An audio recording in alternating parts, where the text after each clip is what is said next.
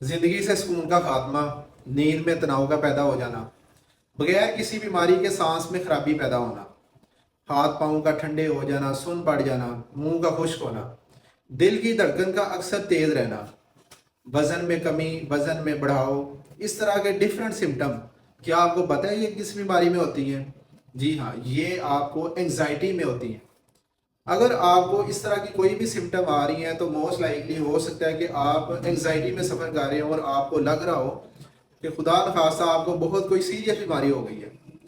तो इसके लिए आपने क्या करना है कि जब भी आपको इस तरह की कोई भी सिम्टम पाई जाती है तो आपने किसी भी अपने करीबी क्लिनिकल साइकोलॉजिस्ट या किसी भी साइकेट्रिस्ट, जिसे नफ्सियात का डॉक्टर भी कहते हैं, आपने उसको अपनी हिस्ट्री देनी है, डिस्क्राइब करना है कि आपको क्या सिम्टम हो रही हैं और उससे मशवरा करना है। लेकिन इससे पहले कोशिश करें कि एक दफ़ा किसी भी डॉक्टर को भी चेक करवाएं, ताकि वो रूल आउट कर ले खुदा न खास्ता आपको कोई ऑर्गेनिक डिजीज़ तो नहीं है, कोई आपको वाकई जेन्युइन कोई डिजीज़ तो नहीं है।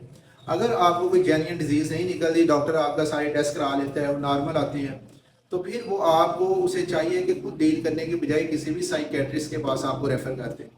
साइकेट्रिस्ट आपको डिफरेंट वेज में डील कर सकते हैं, और जो एंजाइटी की डिफरेंट थेरापीज हैं उसमें जो सबसे इम्पोर्टेंट है वो कोग्निटिव बिहेवियरल थेरापी, जिसे सीबीटी थेरापी भी कहते हैं। सेकंड, इसमें एक्सरसाइजेस के लिए मोटिवेट करता है। जिन इशू से आपको मसला हो रहता है आपको आपकी काउंसलिंग करता है साइकेट्रिस्ट। इन केस इन सारे मैनूवर से भी आपका, इन सारे मेथड से भी आपका मसला हल नहीं होता, तो फिर साइकेट्रिस्ट आपको मेडिसिन रिकमेंड करता है। उसमें एंटी डिप्रेसेंट्स हो सकती हैं, एंटी साइकोटिक्स हो सकती हैं। तो ये आपका साइकेट्रिस्ट ही डिसाइड करता है कि आपको कौन सी मेडिसिन देनी है।